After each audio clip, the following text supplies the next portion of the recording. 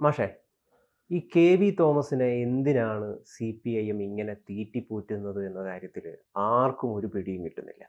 ഖജനാവ് മുഴുവൻ ഇഷ്ടക്കാർക്ക് തീരെഴുതി കൊടുക്കുക. പി.എസ്.സി ചെയർമാനും അതിലുള്ള മറ്റംഗങ്ങൾക്കൊക്കെ വലിയ തോതിൽ ശമ്പള വർധനവ്.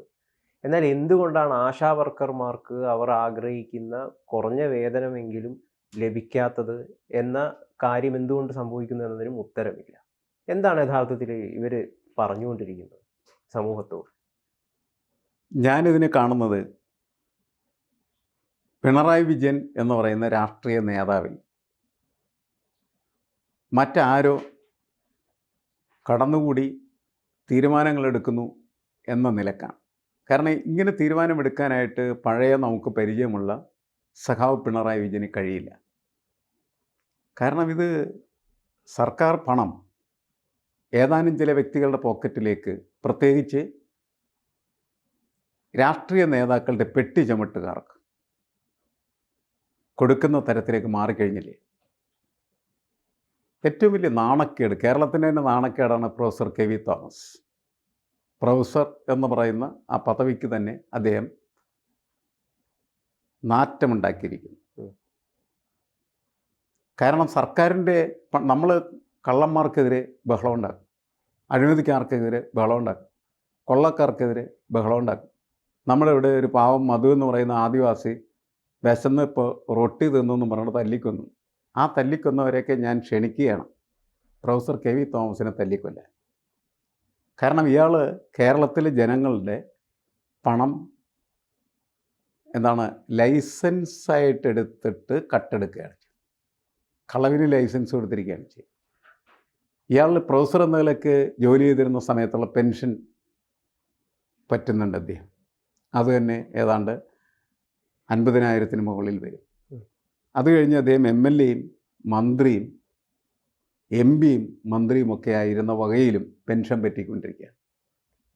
പലതരത്തിൽ നമ്മളുടെ സംസ്ഥാന കേന്ദ്ര ഖജനാവിൽ നിന്ന് പ്രൊഫസർ കെ.വി. തോമസിൻ്റെ പണപ്പെട്ടിയിലേക്ക് വഴികൾ വെട്ടിയുണ്ടാക്കി വെച്ചിരിക്കുകയാണ് ചെയ്യുന്നത്. പണം വെറുതെ ഇങ്ങനെ പെട്ടിയിൽ വീണുകൊണ്ടിരിക്കുകയാണ്. അത് കൂടാണ്ടാണ് ഈ കോൺഗ്രസ്സിലൊക്കെ നടന്ന് കോൺഗ്രസിൻ്റെ എല്ലാവിധമായിട്ടുള്ള അധികാരങ്ങളും പറ്റി അതിനുശേഷം ഇയാൾ പിണറായി വിജയൻ്റെ കാല് പിടിച്ച് CPM-ൽ കയറി. അപ്പോൾ ഇയാൾ ഇങ്ങനെ CPM-ലേക്ക് കൊണ്ടുവരുന്നതിൽ പ്രധാനമായിട്ട് പങ്കുവഹിച്ചിട്ടുള്ളത് ജോൺ ബ്രിട്ടാസ് എന്ന് പറയുന്ന ഒരു അരാഷ്ട്രീയവാദിയാണ്. അവന് ഒരു രാഷ്ട്രീയം അവനില്ല. ഇടതുപക്ഷ രാഷ്ട്രീയത്തെ നശിപ്പിക്കുന്നതിന് വേണ്ടിയിട്ട് CPM-നകത്ത് കയറിയിരിക്കുകയും അതേപോലെ തന്നെ പിണറായി വിജയൻ്റെ തലക്കകത്ത് കയറിയിരുന്ന് പിണറായി വിജയൻ്റെ തലയായി പ്രവർത്തിക്കുകയും ചെയ്യുന്ന വ്യക്തിയാണ്. അതിന് തുടർച്ചയാണ് പിന്നീട് പ്രൊഫസർ കെ.വി. തോമസിനെ വാരിക്കോരി കൊടുക്കുന്ന കാഴ്ച നമ്മൾ കാണും. കഴിഞ്ഞ വർഷം നമ്മളിത് ചർച്ച ചെയ്തിരുന്നു. ഇയാളുടെ ഒടുക്കത്തെ ആർത്തിയാണ് ഇയാൾക്ക് കൊടുത്തിരുന്ന ഓണറേറിയം ആണെന്നോ, ശമ്പളം വാങ്ങിച്ചിരുന്നെങ്കിൽ മറ്റേ പെൻഷനൊന്നും വാങ്ങിക്കാൻ പറ്റില്ല.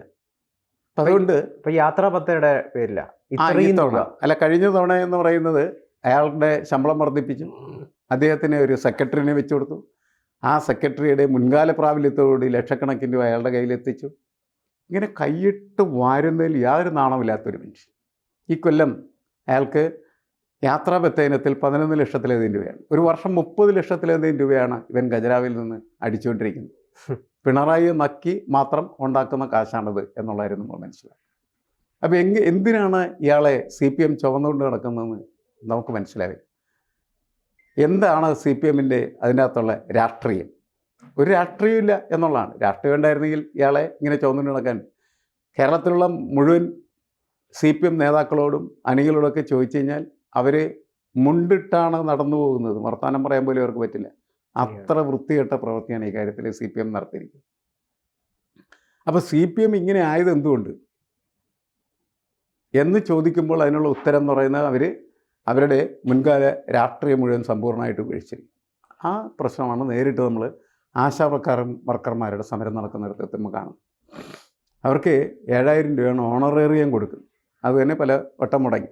ഇപ്പോൾ ഇവർ പറയുന്നത് നിങ്ങൾ പോയി കേന്ദ്ര ഗവൺമെൻറ് മുന്നിൽ സമരം ചെയ്യാനാണ് പറയുന്നത്. ഈ നാറികളായ നേതാക്കൾ മാത്രമല്ല ഇന്ത്യയിലെ മറ്റ് സംസ്ഥാനങ്ങളിൽ കൊടുക്കുന്നതിനേക്കാൾ കൂടുതൽ ഓണറേറിയമാണ് കേരളത്തിൽ കൊടുക്കുന്നത്. കേരളം മുൻപിലാണ്. പക്ഷേ ബീഹാർ പോലുള്ള സ്ഥലങ്ങളിൽ ഇതിൽ കൂടുതൽ ആനുകൂല്യം കിട്ടുന്നുണ്ട്. അതെ, ഞാൻ പറയുന്ന അല്ലെങ്കിൽ പോലും കേരളത്തിലെ മറ്റുള്ളവരുടെ ശമ്പളം പരിശോധിക്കണ്ടേ? ബീഹാറികളും ബംഗാളികളും ആസാമികളും ഒക്കെ കേരളത്തിലേക്ക് വരുന്നത് എന്തുകൊണ്ടാണ്? അവർക്ക് ഒരു ദിവസം 300-400 രൂപയാണ് അവിടെ കിട്ടുന്നത്. ഇവിടെ 1000 രൂപ കിട്ടുന്നുണ്ട്. എന്നുവെച്ചാൽ ഇരട്ടിയിലധികമാണ്. അപ്പോൾ മറ്റൊരു സംസ്ഥാനത്ത് 7000 രൂപ ഓണറേറിയം കൊടുക്കുന്നുണ്ടെങ്കിൽ ഇവർ 14,000 രൂപ കൊടുക്കുന്നതാണ് ശരിക്കും. അങ്ങനെ അവർ സമരം ചെയ്യുന്ന സമയത്ത് അവരെ ആക്ഷേപിക്കുക, അപമാനിക്കുക. അവരൊക്കെ തൊഴിലാളികൾ, നമുക്കറിയാമല്ലോ.